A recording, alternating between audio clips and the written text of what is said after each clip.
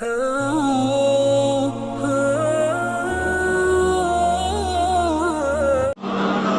ایک روایت میں آتا ہے 1000 بوڑھے کے توبہ کرنے سے اللہ کو ایک جوان کی توبہ زیادہ محبوب ہے. اور جب کوئی جوان جوانی میں توبہ کرتا ہے اللہ کا عرش بھی خوشی میں جھوم اٹھتا ہے. جوانی کی توبہ اللہ کو بہت زیادہ پسند ہے. وہ جوان جس کی جوانی اللہ کی عبادت میں گزری. جوانی مستی کا نام نہیں ہے، جوانی آوارگی کا نام نہیں ہے، خواہشات کی تکمیل کا نام جوانی نہیں ہے، موڑوں اور چوکوں پہ کھڑا ہونے کا نام جوانی نہیں ہے، مصلی پہ بیٹھ کے رب کے حضور آنسو بہانے کا نام جوانی. ایک روایت میں آتا ہے کہ تمہارے بہتر جوان وہ ہیں جو بوڑھوں کی مشابہت اختیار کریں، اور بدترین بوڑھے وہ ہیں جو جوانوں کی مشابہت اختیار کریں. تو بہترین جوان یہ ہے کہ جو جوانی میں بڑھاپے جیسا ہو، بوڑھوں جیسے انداز اور اطوار اور عادتیں اپنائے، اچھے اخلاق اور اچھا انداز اور مصلی کو لازم پکڑے. وشاب نشأ فی عبادت اللہ، وہ جوان جس کی جوانی اللہ کی عبادت میں گزری. شب و روز، میں نے کل بھی کہا تھا کہ بڑھاپے کے اندر نیک اعمال کرنا بہت بڑی بات ہے، بہت بڑی سعادت ہے کہ بڑھاپے کے اندر نیک اعمال کیے جائیں، لیکن عبادت کا جو لطف جوانی میں ہے وہ بڑھاپے میں نہیں ہے. اللہ اکبر. اللہ تعالیٰ جل شانہ جوان کی توبہ کو پسند کرتا ہے. وہ جوان جو اللہ کی عبادت میں، وشاب نشأ فی عبادت اللہ، وہ جوان جس کی جوانی اللہ کی عبادت میں گزری. اب عبادت کا مفہوم بہت وسیع ہے. ویسے بہترین عبادت نماز ہے، بہترین عبادت الصلاۃ، نماز ہے، اور حضور نے اس کو اپنی آنکھوں کی ٹھنڈک قرار دیا. لیکن صرف عبادت کا مفہوم نماز تک ہی نہیں ہے. عبادت کا مفہوم بہت وسعت والا ہے. ساری زندگی اللہ کی رضا میں گزار دینا، اللہ کی مرضی کے مطابق زندگی گزار دینا، یہ عبادت ہے. اللہ اکبر. بعض نے کہا کہ بس اس کی رضا میں اپنے آپ کو گم کر دینا عبادت ہے. غلام کو عبد کہتے ہیں نا، اور عبد وہ ہوتا ہے جو اپنے آقا کی مرضی میں اپنی مرضی کو گم کرتے ہیں. کوئی شخص کسی غلام کو خریدنے گیا نا منڈی میں، جب غلام بکتے تھے، فروخت ہوتے تھے، تو جا کے ایک غلام سو پسند آیا، تو اس نے جب اس کا سودا کیا تو غلام سے پوچھتا ہے تمہارا نام کیا ہے؟ تو غلام کہتا ہے میرا نام کوئی نہیں ہے، جو رکھیں گے وہی میرا نام ہوگا. جب غلام ہے تو پھر اس کی اپنی مرضی ختم ہوگی. تو ہم اللہ کے غلام ہیں، اللہ کے بندے ہیں، تو بندگی کا حق یہ ہے، اللہ اکبر، کہ ہم سر سے لے کر پاؤں تک اس کے ہو جائیں. تیرے ہندیاں سندیاں محبوبہ، میں کافر ہوا جے میں ہوا. اپنی ذات کو تو فنا کرنا ہے، اپنی ذات کو تو قربان کرنا ہے. وہ جوان جس کی جوانی کے حسین ایام، جس کی جوانی کے خوبصورت لمحے جبکہ بانکپن تھا، جبکہ خواہشات کا ہجوم تھا، جبکہ تمنائیں اپنے عروج پہ تھی، لیکن اس نے سب کچھ اپنے رب کے لیے قربان کر دیا. سحری کے وقت اٹھ کے مصلی بچھایا اور آنسو بہائے، اور اللہ کے حضور عبادت کرتے ہوئے اپنی رات کو بسر کیا. ایک روایت میں آتا ہے جو دن کا روزہ اور رات کی عبادت نہیں کرتا اس کو ایمان کی حلاوت ہی نصیب نہیں ہوتی. ایمان کی ایک حلاوت ہے، ایمان کی ایک مٹھاس ہے، ایمان کا ایک مزہ ہے، ایک سرور ہے. وہ کس کو نصیب ہوگا؟ جو دن روزے سے گزارے گا اور رات مصلی پہ گزارے گا، اپنی آنکھوں پر حیا کے پہرے بٹھائے گا، اپنی سوچوں کی پاکیزگی کا سامان کرے گا. ورنہ جوانی آئی اور گزر گئی، اور اپنا قیمتی وقت ہم نے برباد کر دیا. جس طرح ہر چیز کا بانکپن جوانی میں ہوتا ہے، عبادت کا جو سرور اور عبادت کی جو لذت جوانی میں نصیب ہوتی ہے وہ زندگی کے کسی اور ایام میں نصیب نہیں ہوتی. اس لیے حضور نے ارشاد فرمایا کہ وہ جوان وشاب نشأ فی عبادت اللہ، وہ جوان جس کی جوانی اللہ کی عبادت میں گزری. جب قیامت کے دن کوئی سایہ نہیں ہوگا، اللہ اس جوان کو اپنے عرش کا ٹھنڈا سایہ نصیب فرمائے. تیسرا شخص جو عرش الہی کا سایہ پائے گا، وَرَجُلٌ قَلْبُهُ مُعَلَّقٌ فِي الْمَسَاجِدِ، وہ آدمی جس کا دل مسجدوں کے ساتھ لٹکا ہوا ہے، مسجد کے ساتھ وابستہ ہے. ایک نماز پڑھتا ہے تو دوسری نماز کے انتظار میں بیٹھ جاتا ہے. حضرت عبداللہ ابن مسعود رضی اللہ تعالی عنہ رہتے ہی مسجد میں تھے. مسجد کی کچھ لوگ میخیں ہوتی ہیں، حضور فرمایا کچھ لوگ مسجدوں کی میخیں ہوتی ہیں، جب بھی دیکھو مسجد میں ملیں گے، ڈھونڈو تو مسجد میں ملیں گے، جب بھی فارغ ٹائم ملا جو فوراً مسجد میں آ گئے۔ فرمایا اگر وہ بیمار پڑ جائیں اور مسجد کی حاضری سے قاصر ہو جائیں تو اللہ کے کچھ فرشتے ہیں جو ان کا حال پوچھنے کے لیے ان کے گھروں میں جاتے ہیں، ان کی تیمارداری کے لیے جاتے ہیں۔ حکم ہے بازار میں دیر سے جاؤ اور جلدی واپس آ جاؤ، مسجد میں جلدی جاؤ اور دیر سے واپس آ جاؤ۔ المومن فی المسجد کالسمک فی الماء والمنافق فی المسجد کالطائر فی القفص۔ مومن مسجد میں اس طرح ہوتا ہے جس طرح پانی کے اندر مچھلی ہوتی ہے، اور منافق مسجد میں اس طرح ہوتا ہے جس طرح پنجرے کے اندر پرندہ پھنسا ہوا ہوتا ہے، کبھی مجبوراً آنا پڑ گیا تو جس طرح پھڑ پڑا رہا ہے کہ بہت جلدی نکلنا ملے مجھے، اس طرح منافق کا جی مسجد میں نہیں لگتا، مسجد میں جلدی آؤ اور دیر سے واپس جاؤ۔ لیکن ہم نے اپنے طرز زندگی کو الٹ بنا لیا ہوا ہے، بازار میں آدھے گھنٹے کے لیے جائیں تو 5 گھنٹے لگ جاتے ہیں، مسجد میں جاتے ہیں ہم صرف آخری وقت میں اور کوشش کرتے ہیں کہ سب سے پہلے واپس آ جائیں۔ مجھے ویسے بڑی حیرت ہوتی ہے جب نماز ختم ہو یا جمعۃ المبارک یا کوئی اور ایسا، تو جو دروازے کے اوپر رش ہوتا ہے ہر بندے کی کوشش ہوتی ہے کہ میں جلدی نکل جاؤں، حالانکہ جتنی دیر تک مسجد میں بیٹھیں گے، جتنی دیر تک مسجد میں رکیں گے، اتنی برکتیں اترتی رہیں گی۔ بہترین لمحے وہی ہیں جو اللہ کے گھر میں گزر گئے۔ خیر الاماکن، بہترین جگہیں اللہ کے گھر ہیں۔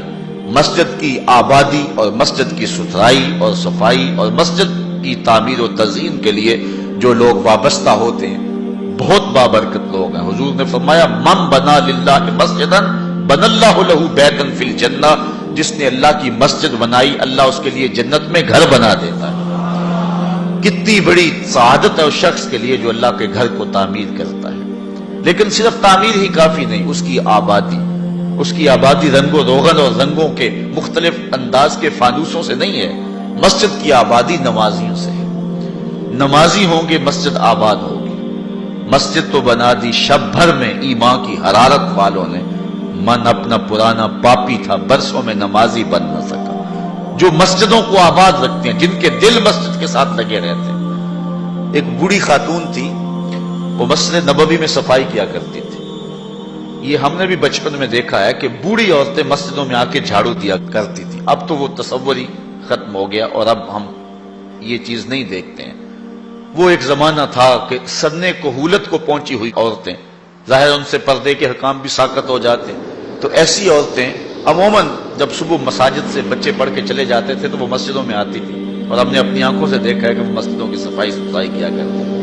نمازی بھی آتے تھے، وہ کوشش کرتے تھے، کچھ لوگ پہلے آ جاتے تھے کہ مسجد کی صفائی کریں، کچھ لوگ ویسے کوئی تنکا پڑا اس کو اٹھا کر کے کوئی نہ کوئی ذمہ داری لے لیتے تھے۔ یہ مسجدوں کے اندر جو اب خادم رکھے گئے ہیں، اس کو ہم جو تنخواہ دیتے ہیں وہ ہمارا حصہ تو پڑ گیا اس کے اندر، لیکن آج خود بھی اگر کبھی مسجد کی صفائی کا اہتمام کریں اور انتظام کریں تو یہ ایک ایسی چیز ہے جس سے دل ستھرے ہوتے ہیں۔ جو اللہ کے گھر کو صاف کرتا ہے اللہ اس کے دل کو صاف کر دیتا ہے۔ تو وہ بوڑھی خاتون تھی، مسجد نبوی میں آتی تھی اور مسجد نبوی کی صفائی کرتی تھی۔ ایک دن حضور نے فرمایا کتنے دن ہو گئے ہیں میں اس بوڑھی خاتون کو دیکھ نہیں رہا۔ صحابہ نے عرض کی حضور وہ تو فوت ہو گئی ہے۔ تو فرمایا کہ تم نے مجھے بتایا نہیں؟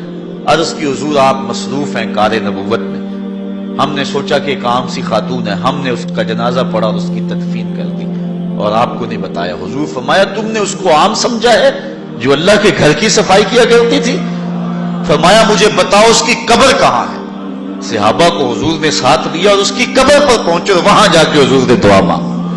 جو اللہ کے گھر کو صاف کرتی ہے اور اللہ کے گھر کی صفائی کرتی ہے، حضور علیہ السلام فرمایا وہ عام نہیں ہے، وہ سعادت مند خاتون ہے جس کو یہ سعادت نصیب ہوئی، یہ دولت نصیب ہوئی کہ اللہ کے گھر کو صاف کرتی ہے۔ تو فرمایا وَرَجُلٌ قَلْبُهُ مُعَلَّقٌ فِي الْمَسَاجِدِ، وہ آدمی جس کا دل مسجدوں میں لٹکا ہوا رہتا ہے، ایک نماز کے بعد دوسری نماز کا انتظار کرتے ہیں۔ ایک روایت میں نے کہیں پڑھا ہے کہ جب کوئی بندہ ایک نماز کے بعد دوسری نماز کا انتظار کرتا ہے اور مسجد میں بیٹھا رہتا ہے، اللہ فرشتوں کو کہتا ہے دیکھو میرا بندہ نماز پڑھ لیا پھر بھی نہیں جا رہا، دوسری نماز کے انتظار میں ہے، تم گواہ ہو جاؤ میں نے اپنے بندے کی مغفرت فرما دی۔ وَرَجُلٌ قَلْبُهُ مُعَلَّقٌ فِي الْمَسَاجِدِ، وہ آدمی جس کا دل مسجدوں کے ساتھ لٹکا ہوا ہے، مسجد کے ساتھ وابستہ ہوا ہے۔ چوتھا شخص وَرَجُلَانِ تَحَابَّا فِي اللَّهِ اجْتَمَعَا عَلَيْهِ وَتَفَرَّقَا إِلَيْهِ، دو آدمی جنہوں نے اللہ کی رضا کے لیے آپس میں پیار ڈالا ہے، ان کی محبت کا ذریعہ اللہ کی رضا تھی، جب وہ ملے تو اسی لیے ملے اور جب جدا ہوئے تو اسی لیے جدا ہوئے، ان کی محبت اللہ کی رضا کے لیے تھی۔ فرمایا قیامت کے دن جب کوئی سایہ نہیں ہوگا، ان دونوں کو اللہ اپنے عرش کا ٹھنڈا سایہ عطا کرے۔ ایک بندہ اپنے ایک دوست کو ملنے جا رہا ہے، دینی دوست، محبت پیار کا رشتہ اللہ اس کے رسول کی رضا کے لیے۔ حدیث میں آتا ہے کہ راستے میں بصورت انسان ایک فرشتہ اس کو ملا اور اسے پوچھتا ہے کہ کدھر جا رہے ہو؟ وہ کہتا ہے کہ میں فلاں بستی میں اپنے ایک دوست کو ملنے جا رہا ہوں۔ تو فرشتہ پوچھتا ہے تجھے اس سے کوئی حاجت ہے، کوئی کام ہے؟ وہ کہتا ہے مجھے کوئی کام نہیں۔ کہا کوئی احسان ہے جس کے بدلے میں جا رہے ہو؟ کہا کوئی احسان نہیں۔ کہا کوئی رشتہ داری ہے تیری اس کے ساتھ؟ اس نے کہا کوئی رشتہ داری نہیں۔ تو فرشتے نے بصورت انسان جو آیا ہوا تھا، حدیث میں آتا ہے، وہ پوچھتا ہے کہ پھر کس لیے جا رہے ہو؟ کہا بس اللہ کے لیے جا رہا ہوں۔ تو فرشتے نے کہا کہ میں تیرے رب کا فرستادہ ہوں، مجھے رب نے بھیجا ہے، تو اللہ کی رضا کے لیے جا رہا ہے اس شخص کو ملنے کے لیے اور کوئی مقصد نہیں ہے، تو اللہ تعالیٰ نے تجھے بھی بخشا اور اسے بھی بخشا۔ جو اللہ کی رضا کے لیے کسی شخص سے دوستی رکھتا ہے، پیار کے اور بھی بہت سارے ذرائع، رشتہ داری سے صلہ رحمی، دودھ کا رشتہ، خون کا رشتہ، کاروباری روابط، سیاسی روابط، غرض کے رشتے، بہت کچھ ہے، لیکن جب کسی سے ملاقات ہو، جب کسی سے تعلق قائم ہو تو وہ اللہ کے لیے۔ الحب للہ والبغض للہ، میرے پیار کا سبب بھی اللہ اور میرے کسی سے دشمنی کا سبب بھی اللہ۔ جب اللہ کی رضا کے لیے دو شخص آپس میں پیار کرتے ہیں تو حضور علیہ السلام فرماتے ہیں وہ اتنے خوش نصیب لوگ ہیں کہ قیامت کے دن جب سورج 1.25 میل پہ ہوگا اور کوئی جو ہے وہ سایہ نہیں ہوگا، فرمایا حضور نے کہ اللہ ان کو اپنے عرش کا ٹھنڈا سایہ عطا فرمائے۔ اتنی بڑی سعادت ان کو نصیب ہوگی جن کی رضا کا معیار اور جن کی جو ہے وہ محبت اللہ اور اس کے رسول کے لیے ہے، اور معیار ان کا یہی ہے، الحب للہ والبغض للہ۔ پانچواں شخص جس کے بارے میں حضور نے فرمایا کہ وہ جنت کا سایہ پائے گا، وَرَجُلٌ دَعَتْهُ امْرَأَةٌ ذَاتُ مَنْصِبٍ وَجَمَالٍ فَقَالَ إِنِّي أَخَافُ اللَّهَ، ایک روایت میں ذات و حسب و جمال فقال انی اخاف اللہ، وہ شخص جس کو کسی عورت نے دعوت گناہ دی اور وہ عورت ذات و منصب و جمال، منصب اور جمال کی مالکہ تھی، صاحب اسب و نسب بھی تھی اور خوبصورت بھی تھی، اس نے عورت نے مرد کو لبھایا اور اپنے جال میں پھانسنا چاہا۔ اب جب قدموں میں حسن خود بچ رہا، پھر اپنے جذبات پہ قابو کون رکھے؟ لیکن اس جوان نے، اس شخص نے اس کی اس بات کے جواب میں کہا انی اخاف اللہ، تیری بات تو مان لیتا لیکن کیا کروں، رب سے ڈر لگتا ہے، اللہ کا خوف مجھے آتا ہے۔ حضور فرمایا وہ شخص جس نے یہ کہہ کے قدموں میں بچتے ہوئے حسن کی اس پیشکش کو مسترد کر دیا، کل قیامت کے دن جب کوئی سایہ نہیں ہوگا اللہ اسے اپنے عرش کا ٹھنڈا سایہ عطا فرمائے۔ جس طرح ایمان کی ایک حلاوت ہے، اعمال کی بھی ایک حلاوت ہے، ایک مزہ، ایک مٹھاس ہے، لطف ہے، نیکی کی ایک حلاوت ہے، ایک سرور ہے نیکی کا جو ایک مومن پاتا ہے۔ نماز کا اپنا مزہ ہے، روزے کا اپنا سرور ہے، حج کا اپنا ایک مزہ ہے، زکوٰۃ دینے کا اپنا مزہ ہے، ظاہر دو تو لطف اپنا ہے، مخفی دو تو اس کا مزہ اپنا ہے۔ اسی طرح باقی اعمال صالحہ کا پھر مختلف مواقع پر ان اعمال کی ایک حلاوت ہے، ایک مٹھاس ہے۔ گھر میں نماز پڑھو تو اس کی مٹھاس اپنی ہے، مسجد میں پڑھو تو اس کا سرور اپنا ہے، جامع مسجد میں پڑھو تو اس کا لطف اپنا ہے، اور اگر سین حرم میں نماز پڑھنے کا موقع مل جائے اس کا مزہ اپنا ہے، اور گنبد خضرا کی قربت میں نماز پڑھنے کا مزہ مل جائے، ریاض الجنہ میں لمحے مل جائیں تو اس کا لطف اپنا ہے۔ اس طرح روزے کا اپنا مزہ ہے، روزہ رکھنے کا لطف اپنا ہے، روزہ کھولنے کا مزہ اپنا ہے، بچوں میں بیٹھ کے کھولو روزہ تو اس کا بھی اپنا سرور ہے، مسجد میں بیٹھ کے دوستوں میں بیٹھ کے روزہ کھولو تو اس کا مزہ اپنا ہے، کسی اللہ والے کی صحبت اور اس کے قدموں میں بیٹھ کے روزہ کھولیں اور اس کا مزہ اپنا ہے۔ اور اگر روزہ کھولنے کے لیے مسجد نبوی کا صحن مل جائے تو اس کا سرور پھر اپنا ہے، اس کا مزہ پھر اپنا ہے۔ ہر عمل کا ایک لطف ہے، ہر عمل کی ایک حلاوت ہے، اور وہ حلاوت بندہ اتنی دیر تک اس سے متمتع نہیں ہو سکتا، اس سے فائدہ نہیں حاصل کر سکتا، اور وہ ایمان کی حلاوت اور لذت پا نہیں سکتا جب تک اس کی نظر پاک نہیں ہوتی۔ اگر کوئی بندہ چاہتا ہے کہ میرے باطن میں انوار چمکے تو رزق حلال کا اہتمام کرے، ورنہ سینہ روشن نہیں ہو سکتا، جو مرضی کر لے۔ اگر رزق پاک نہیں ہے تو سینے میں روشنی نہیں آ سکتی، اور اگر نظر پاک نہیں ہے تو عبادت کی حلاوت نہیں مل سکتی۔ نماز پڑھتا ہے، سجدہ کر رہا ہے، قیام کرتا ہے، بس ایک مشق کر رہا ہے، لیکن اس کی ایک حلاوت ہے، اس کا ایک سرور ہے، اس کی ایک لذت ہے، اس کا ایک کیف ہے جو مومن کے سینے کے اندر جو ہے وہ چھا جاتا ہے۔ ذکر کا ایک مزہ ہے نا، اس مزے کو حضرت سلطان باہو کہتے ہیں نا، اندر بوٹی بشک مچایا اتے جان پھلن تے آئی ہو، پھر وہ کیفیت بنتی ہے کہ نہیں بنتی ہے؟ تو وہ سرور بندے کو نہیں ملتا جب تک اس کی نظر پاک نہیں ہوتی۔ اگر نظر بگڑ جائے تو من سننا ہو جاتا ہے، اندر کچھ نہیں رہتا، اور پھر اگر انسان زنا جیسی بری خصلت میں مبتلا ہو جائے تو پھر اس کے پلے کیا رہے گا؟ اللہ تعالیٰ نے فرمایا کہ کرنا تو دور کی بات ہے، لا تقربوا الزنا، اس بری خصلت کے قریب بھی نہ جانا۔ اس لیے مبادیات سے بھی روک دیا گیا، مبادیات سے بھی منع کر دیا گیا۔ تو فرمایا جس شخص کو کسی عورت نے دعوت گناہ دی، اس طرح کسی عورت کو کسی مرد نے دعوت گناہ دی، اور اس عورت نے اپنی عصمت اور اپنی آبرو کی حفاظت کی، اور اس کو کہا پیچھے ہٹ جا، مجھے اپنے رب سے ڈر لگتا ہے، اور اسی طرح کسی مرد کو کسی عورت نے دعوت گناہ دی، اس نے کہا فقال انی اخاف اللہ، میں اللہ سے ڈرتا ہوں۔ اللہ اکبر۔ تو حضور فرمایا اس کو یہ اعزاز ملے گا۔ امام یافعی نے روض الریاحین کے اندر لکھا ہے، ایک نوجوان کپڑے کی دکان پہ کام کرتا تھا اور تھا بڑا پارسا اور بڑا خوبصورت، دل کا بھی ستھرا تھا، ظاہر کا بھی ستھرا تھا، من بھی سونا تھا اور تن بھی سونا تھا، بڑا خوبصورت تھا۔ ایک عورت خریداری کے لیے آئی، اس کا دل فریفتہ ہو گیا، اور اس نے ایک ترکیب سوچی اور دوبارہ آئی تو بہت زیادہ کپڑا خرید لیا، اور مال کے دکان سے کہنے لگی کہ میری گٹھڑی بھاری ہو گئی ہے، اس نوجوان کو کہو کہ میرے گھر چھوڑ آئے۔ مالک اس عورت کی نیت سے آگاہ نہ ہو سکا، اس نوجوان کو اس کے ساتھ بھیج دیا۔ جب وہ گھر میں داخل ہوئی، نوجوان کو گھر میں لے گئی، باہر سے دروازہ مقفل کر دیا اور اس کو دعوت گناہ دی۔ اس نے کہا انی اخاف اللہ، میں تیری بات نہیں مان سکتا۔ اس نے کہا کہ آج تجھے میری بات ماننا ہی پڑے گی۔ حیا سوز لباس بھی اتار پھینکا اور اس کو دعوت گناہ دینے لگا۔ یہ شیطان کا انتہائی سخت جال ہے، اس جال میں اس نے بڑے بڑے لوگوں کو پھانس لیا۔ اب اس نوجوان کو وہ ورغلاتی ہے، کوشش کرتی ہے، لیکن نوجوان ہے کہ اپنی نظروں پر پہرے بٹھائے، آنکھیں بند کر لیتا۔ اس نے بڑے ہیلے کیے، بڑے جتن کیے، لیکن وہ نوجوان صرف سونا ہی نہیں تھا، اللہ کا ولی بھی تھا۔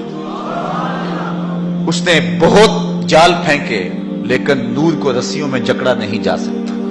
خیر، وہ نوجوان کے دل میں بات آئی کہ شیطان کا یہ جال انتہائی خطرناک جال ہے، ابھی تک تو بچتا آ رہا ہوں، ہو سکتا ہوں کہ ابھی اس کے جال میں پھنس جاؤں۔ اس نے کہا کہ مجھے باتھ روم میں جانے دو، پھر میں آ کے تمہیں بتاتا ہوں۔ وہ اندر چلا گیا، پاخانہ کیا، اپنے ہاتھوں پہ کر کے پورے بدن پہ مل لیا، اور اسی حالت میں جب باہر آیا تو بدن سے بدبو اٹھ رہی تھی، عورت کا سارا نشہ اتر گیا۔ دروازہ کھول دیا اس نے، کہا چلا جا، تو کوئی دیوانہ اور مجنون شخص ہے۔ جب وہ دروازے سے باہر نکل رہا تھا، دل ہی دل میں اللہ کا شکر ادا کر رہا تھا، مالک میرا تن گندا ہو گیا، من تو ستھرا رہا۔ کائنات کا سب سے حسین چہرہ وہ ہے جو جنسی کالک سے محفوظ رہے۔ امام یافعی لکھتے ہیں کہ باہر پھر ایک چشمہ تھا، وہاں جا کے اس نے غسل کیا، اور جب تک وہ زندہ رہا اس کے جسم سے مشک و عنبر کی خوشبو آتی رہی۔ اب جب وہ فوت ہو گیا، لوگوں نے دفن کر دیا، یہ خوشبو اس کی قبر کی مٹی سے بھی آیا کرتی تھی۔ یہ اعزاز دیا اللہ نے، اس کو یہ تکریم دی۔ بعض روایت میں اس کا نام مغیرہ بتایا گیا ہے کہ لوگوں نے اس کا نام مغیرہ مشکی رکھ دیا کہ وہ مغیرہ جس کے بدن سے خوشبو آتی۔ تو فرمایا وہ شخص جس کو کسی عورت نے دعوت گناہ دی اور اس نے یہ کہہ کے قدموں میں بچھتے ہوئے حسن کی پیشکش کو ٹھکرا دیا. فرمایا کل قیامت کے دن جب کوئی سایہ نہیں ہوگا اللہ اس جوان کو اپنی عرش کا ٹھنڈا سایہ نصیب فرمائے. چھٹا شخص جس کے بارے میں حضور نے یہ وعدہ دیا وَرَجُلٌ تَصَدَّقَ بِصَدَقَةٍ فَأَخْفَاهَا حَتَّى لَا تَعْلَمَ شِمَالُهُ مَا تُنْفِقُ يَمِينُهُ. وہ شخص جس نے صدقہ کیا اور اتنا خفیہ کیا کہ جو دائیں ہاتھ نے کیا بائیں کو اس کی خبر نہیں ہوئی. اتنا مخفی انداز سے صدقہ کیا، خیرات کی. پرانے زمانے کے اندر بزرگ چاندی یا سونا کسی کپڑے میں باندھ کر کے کسی کے گھر میں چھوڑ آیا کرتے تھے، کسی کے گھر میں پھینک آیا کرتے تھے، یا کسی نابینے کو دے دیتے تھے، کلام نہیں اس سے کرتے تھے تاکہ ہم ظاہر نہ ہو، ہمارا نام بھی ظاہر نہ ہو. کھلا صدقہ کرنا اس کی ممانعت نہیں ہے، اس کا بھی اجر ہے اگر ریاکاری کی نیت دل کے کسی گوشے میں نہ ہو. لیکن یہ بات ذہن میں رکھیں کہ ریاکاری کی چالیں بہت باریک ہیں، بہت باریک. براہیمی نظر لیکن بڑی مشکل سے ملتی ہے. ہوس چھپ چھپ کے سینوں میں بنا لیتی ہے تصویر. جو ریاکاری کی چالیں ہیں وہ کالے پتھر پر کالے رنگ کی چونٹی چلے تو جس طرح وہ نظر نہیں آتی ہے اس طرح ریاکاری کی چالیں بھی اتنی ہی باریک ہیں، بہت باریک ہیں. تو انسان کے اندر ریاکاری پیدا ہو جاتی. اگر ریاکاری سے بچے، اس کی نیت میں خلوص ہو، للہیت ہو، تو پھر کھلا صدقہ دینا بھی اجر و ثواب کا باعث ہے. جس طرح کہ آقا کریم علیہ السلام نے جہاد کے لیے فنڈ مانگا تو ایک صحابی نے جو ہے وہ عرض کیا کہ حضور میں اتنا پیش کرتا ہوں، اس نے پیش کیا تو اس کے دیکھا دیکھی باقی لوگ بھی جو ہیں وہ اٹھ کھڑے ہوئے اور پیش کرنے لگے. تو حضور نے اس موقع پر ارشاد فرمایا تھا من سنہ فی الاسلام سنتن حسنہ فلہ اجرھا. جس نے اسلام میں کوئی اچھا طریقہ رائج کیا تو اب اس کے دیکھا دیکھی جو بھی وہ کام کرتے رہیں گے اس کا اجر اس پہلے شخص کو نصیب ہوتا رہے گا. اگر نیت یہ ہے کہ میرے دیکھا دیکھی لوگ کریں گے تو پھر جو ہے وہ یہ خلوص والی نیت ہے، اس میں کھلا کرنے میں کوئی قباحت نہیں. میں کہتا ہوں کہ دو طرح کے لوگ ہوتے ہیں یہ فنڈز چندہ وغیرہ جو طلب کیا جاتا ہے. ایک ہے کوئی شخص کسی کو ذاتی طور پہ دے تو وہاں مخفی دینا بہتر ہے. کسی شخص کی ذاتی آپ مدد کرنی ہے تو وہاں یہ ہے کہ جو دائیں نے خرچ کیا بائیں کو اس کی خبر نہ ہونے پائے، کیونکہ اس سے کسی شخص کی عزت نفس مجروح ہونے کا اندیشہ ہے. لیکن جو اجتماعی مسائل ہیں جس میں کسی کی عزت نفس مجروح ہونے کا اندیشہ نہیں ہے تو وہاں آپ کھلا اس نیت سے کریں کہ باقیوں کو بھی ترغیب ہو جائے تو اس میں کوئی قباحت نہیں ہے. مثال کے طور پہ مسجد کے لیے فنڈ طلب کیا جا رہا ہے، کسی دارالعلوم کے لیے طلب کیا جا رہا ہے. آج کل یہ زلزلہ اور سیلاب زدگان کے لیے فنڈ طلب کیے جا رہے ہیں تو اس میں اگر آپ کھلا دیں تاکہ باقیوں کو بھی ترغیب ہو، یا آپ 10 آدمیوں کو بتائیں یار میں نے اتنا کیا آپ بھی کریں لہذا ہم یہ کام کر لیں، تو اس میں قباحت نہیں ہے نیت کے اخلاص کے ساتھ. نیت بگڑ گئی وہ تو مخفی بھی کیا وہ بھی خراب.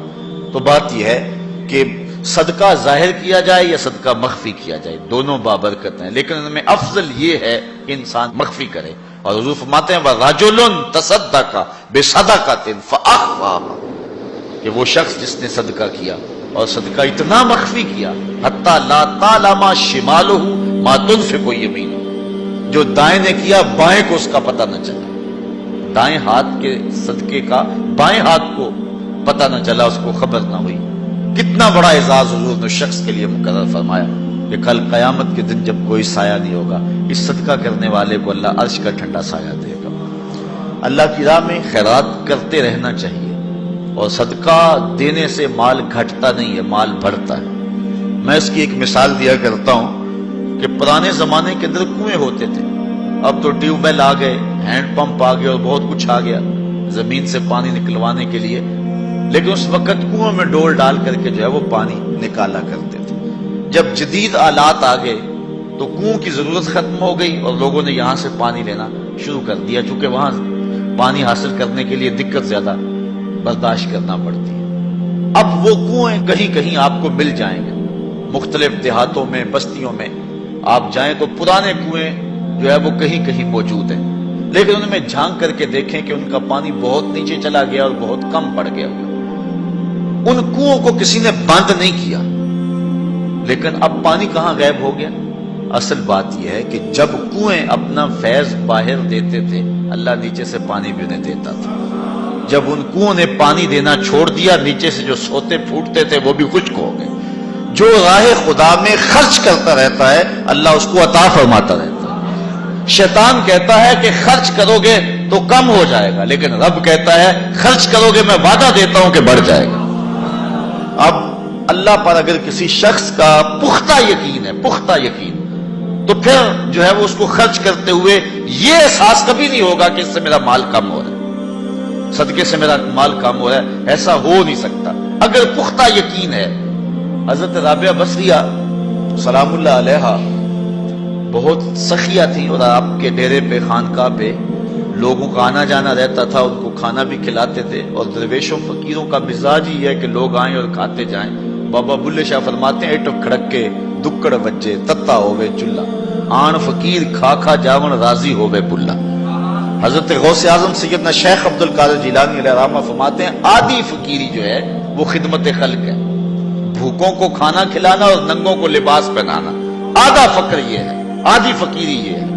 کسی نے کسی درویش سے پوچھا کہ فقیری کیا ہے؟ کہا فقیری خدمت خلق کا نام ہے، یہ گدڑی اور دلک کا نام نہیں ہے، یہ فقیری خدمت خلق کا نام ہے۔ تو حضرت رابعہ بصری کہ ہاں مہمانوں کا آنا جانا رہتا تھا۔ ایک دن خادمہ نے بتایا کہ 5-6 مہمان آ گئے اور صرف دسترخوان پر ایک ہی روٹی ہے، گھر کے اندر باورچی خانے میں صرف ایک ہی روٹی ہے۔ کہا جاؤ اس کو بھی اللہ کی راہ میں خیرات کر دو۔ اب عقل تو یہی کہتی ہے کہ روٹی یا کچھ اور کہیں سے مہیا کی جائے اور مہمان نوازی کی جائے، لیکن یہاں اذعان دیکھیے، یقین دیکھیے۔ حضرت رابعہ بصریہ نے کہا کہ اس کو خیرات کر دو۔ خادمہ نے خیرات کر دیا، مہمان بیٹھے ہوئے، کوئی اور شے ہے نہیں۔ دروازے پر دستک ہوئی، پوچھا من علی الباب، دروازے پر کون؟ کہا فلاں کا فرستادہ غلام، میرے آقا نے آپ کے لیے بھیجا اور یہ کھانا دیا ہے۔ خادمہ نے کھانا وصول کیا، حضرت رابعہ کو کہا یہ کسی نے کھانا بھیجا۔ آپ نے کپڑا اٹھایا، گنا تو 5 روٹیاں تھیں۔ کہا یہ کھانا ہمارا نہیں، اس کے آقا نے کسی اور گھر بھیجا ہوگا، غلطی سے ہمارے گھر یہ آ گیا، کھانا واپس کر دیا۔ تھوڑے لمحے گزرے تھے، پھر دروازے پہ دستک ہوئی، کہا من دق الباب، دروازہ کس نے کھٹکھٹایا؟ کہا فلاں آقا کا بھیجا ہوا غلام ہوں، میرے آقا نے آپ کے لیے کھانا بھیجا۔ خادمہ نے وصول کیا، حضرت رابعہ کے سامنے رکھا، کپڑا اٹھایا، گنا تو 7 روٹیاں۔ کہا اس کے آقا نے کسی اور گھر بھیجا ہوگا، یہ بھی غلطی سے ہمارے گھر آ گیا، کھانا واپس کر دیا۔ پھر دروازے پہ دستک ہوئی، پوچھا من علی الباب، دروازے پر کون؟ کہا فلاں آقا کا بھیجا ہوا غلام ہوں، میرے آقا نے آپ کے لیے کھانا بھیجا ہے، اور کہا حضرت رابعہ کو دے کے ہی آنا۔ خادمہ نے وصول کیا، حضرت رابعہ کپڑا اٹھایا، گنا تو 10 روٹیاں تھیں۔ کہا ہاں یہ کھانا ہمارا ہے۔ کہا پہلے 2 بھی تو کہتے تھے آپ کا ہے، آپ نے انکار کر دیا۔ کہا میرے رب کا وعدہ ہے جو 1 دے میں 10 دیتا ہوں۔ پہلے 5 تھی، پھر 7 تھی، میں نے کہا مالک 10 پوری کرے گا تو تیری بندی وصول کرے گا۔ آپ کا اکاؤنٹنٹ آپ کو بتائے گا کہ اتنے پیسے اتنوں سے خرچ کر دیں گے تو اتنے کم ہو جائیں گے، کیلکولیٹر سے حساب کریں، وہ کہے گا اتنے تو اتنے کم ہو جائیں گے۔ شیطان کہتا ہے تمہارا رزق کم ہو جائے گا، لیکن تمہارا رب تمہیں بخشش، مغفرت اور رزق کی فراخی کا وعدہ دیتا ہے۔ وہ کہتا ہے تم 1 دانہ زمین کے اندر بوتے ہو تو پھر دیکھو کتنی بالیاں نکلتی، بویا 1 نکلے 700۔ کہا جو رب 1 کو 700 بنا دیتا ہے تمہارے دیے کو کئی گنا نہیں بنا سکتا، اس لیے اس کی راہ میں خیرات کرو، پھر دیکھنا تمہارا مال کیسے بڑھتا چلا جاتا۔ اللہ اکبر۔ تو کہا وہ شخص جس نے صدقہ دیا اور اتنا مخفی دیا کہ جو دائیں نے خرچ کیا بائیں کو اس کی خبر نہ ہو۔ اور 7واں شخص، خوش نصیب شخص، اللہ ہمارے اندر یہ سارے وصف پیدا کرتے ہیں۔ اللہ اکبر۔ ایک شخص نے اپنی بیوی کو طلاق دے دی، یہ دیکھیے یقین علماء کا، ہمارے بزرگوں کا، اپنی بیوی کو طلاق دے دی، اور طلاق کن لفظوں سے دی کہ اگر میں جنتی نہیں ہوں تو تجھے طلاق ہے، اگر میں جنتی نہیں ہوں تو تجھے طلاق ہے۔ تو اب علماء سے پوچھا کہ طلاق ہوئی ہے یا نہیں ہوئی؟ علماء کہنے لگے ہم نہیں بتا سکتے، چونکہ طلاق کو معلق کیا گیا، تو اب ہمیں تو نہیں پتا کہ تو جنتی ہے یا نہیں ہے، اب ہم اس کے بارے میں کوئی رائے نہیں دے سکتے۔ قاضی ابو یوسف علیہ رحمہ، امام اعظم امام ابو حنیفہ کے شاگرد، ان کے پاس مسئلہ گیا. آپ نے شخص کو بلایا, کہا کبھی ایسا ہوا ہے کہ کسی عورت نے تجھے دعوت گناہ دی ہو اور تو نے کہا ہو میں اللہ سے ڈرتا ہوں؟ اس نے کہا ہاں ایک مرتبہ زندگی نہیں ہوا. کہا تیری بیوی کو پھر کوئی طلاق نہیں, اس لیے کہ حضور نے فرمایا ہے کہ وہ شخص جس کو کسی عورت نے دعوت گناہ دی اور اس نے کہا میں اللہ سے ڈرتا ہوں, فرمایا کل قیامت کے دن جب کوئی سایہ نہیں ہوگا یہ بندہ عرش کا سایہ پائے گا. تو کہا پھر پکی بات ہے کہ تو جنتی ہے, تو جہنم میں جا ہی نہیں سکتا چونکہ یہ رسول اللہ کا وعدہ ہے. اللہ اکبر. تو اتنا یقین تھا ان باتوں پہ ہمارے بزرگوں کو, اس لیے کہا یہ حضور کی حدیث ہے, اگر یہ بات ہے تو کوئی طلاق نہیں ہوئی. قاضی ابو یوسف نے فتویٰ دیا. تو یہ دعا کریں کہ اللہ تعالیٰ یہ 7 اشخاص کے جو اوصاف ہیں جن کے بارے میں وعدہ جنت ہے, اللہ تعالیٰ ہم سب کو نصیب فرمائے. نظر کی حفاظت کی توفیق دے, خیالوں کو پاکیزگی دے. میں ایک شخص کو جانتا ہوں جس کو دعوت گناہ دی گئی لیکن اس نے اپنی آبرو کی حفاظت کی. رات کو سویا تو حضرت میاں میر علیہ الرحمہ خواب میں ملے. اللہ اکبر. اور آپ نے فرمایا تجھے مبارک ہو, تو نے سنت یوسفی ادا کی ہے. کیسا حسن تھا, کیسا جمال تھا جناب یوسف کا. لیکن آپ دیکھیے قرآن پڑھیے, سورہ یوسف اٹھائیے, ایسے تو مرتبے نہیں ملے ہیں. کیسے کمال ہیں ان لوگوں کے, اپنی آرزوؤں پر کیسے پہرے بٹھائے ہیں اور کس طرح اپنی خواہشات کے آگے بند باندھے ان لوگوں نے. جب 7 دروازے مکفل کر دیے اور حضرت یوسف علیہ السلام کو زلیخا کہتی ہے طلق, اب تو آ جاؤ نا, اب تو کوئی نہیں دیکھ رہا, اور موٹا کپڑا ڈال دیا اس بت کے اوپر جو وہاں اس نے اپنے کمرے میں رکھا ہوا تھا. حضرت یوسف علیہ السلام بولے کالا معاذ اللہ, تو موٹا کپڑا ڈال کے اپنے خدا سے چھپ گئی ہے, میرا خدا تو 7ویں کوٹڑی میں بھی دیکھ رہا. اور پھر اتنی روشنی برسی, اتنے اجالے برسے, گناہ کیا گناہ کا تصور بھی محال ہو. تو 7واں شخص جس کے بارے میں حضور نے فرمایا وَرَجُلٌ ذکر اللہ خالیا ففاضت عیناہ, وہ شخص جس نے تنہائی میں اللہ کا ذکر کیا, کوئی دیکھنے والا نہیں تھا, ریا کا شائبہ بھی نہیں تھا, تنہا بیٹھا ہوا تھا, سحری کا وقت تھا, مصلی بچھا ہوا تھا, اور وہ اللہ کا ذکر کرنے لگا. پھر ذکر کا سرور من میں اترنے لگا. پھر کیا ہوا, ففاضت عیناہ, خوف خدا کی وجہ سے اس کی آنکھ میں آنسو آ گئے, اللہ کی یاد میں, اللہ کے ذکر میں رونے لگا. حضور فرمایا کل قیامت کے دن جب کوئی سایہ نہیں ہوگا اس ذاکر کو اللہ اپنے عرش کا ٹھنڈا سایہ نصیب فرمائے. اٹھتے بیٹھتے چلتے پھرتے تنہائی میں, خلوت میں, جلوت میں اللہ کے ذکر سے اپنا تعلق جوڑیے. اللہ کا ذکر دلوں کے لیے جلا کا باعث ہے. لکل شیء ثقالہ وثقالۃ القلوب ذکر اللہ. حضور فرمایا ہر شے کا زنگ دور کرنے کے لیے کچھ نہ کچھ بنایا گیا ہے. دلوں کا زنگ اللہ کی یاد سے دور ہوتا ہے. ذکر جلی بھی اور ذکر خفی بھی, زبان سے کرو یا دل سے کرو. میرے حضور قبلہ عالم فرماتے ہیں اٹھ دی بہندی ٹر دی پھر دی, ستے آتے جاگ دی, نام جھپ دی رو تے کھپ دی, ویخ سر اس راگ دی, نام جپیاں قرب ملدا, نام دی کر پوری سام, شیشے وچ کستوری جے کر پھر ضرورت کاگ دی. یہ ذکر ایسا ہے جس سے من کے گن دور ہوتے. اور میں نے کسی روایت میں پڑھا ہے, کسی بزرگ کا قول, کہ جب کوئی بندہ ایک مرتبہ زبان سے اللہ کہتا ہے اللہ اس کی طرف نظر رحمت سے دیکھتا ہے, اور جب اللہ کسی بندے کی طرف نظر رحمت سے دیکھ لے اس کے 70 گناہ جل کے راکھ ہو جاتے ہیں. اور جس کو اللہ نظر رحمت سے دیکھتا ہے پھر اس کو عذاب نہیں دے گا. اللہ اکبر. حضرت شیخ شبلی رحمت اللہ تعالی معارف اس میں ذات بیان کر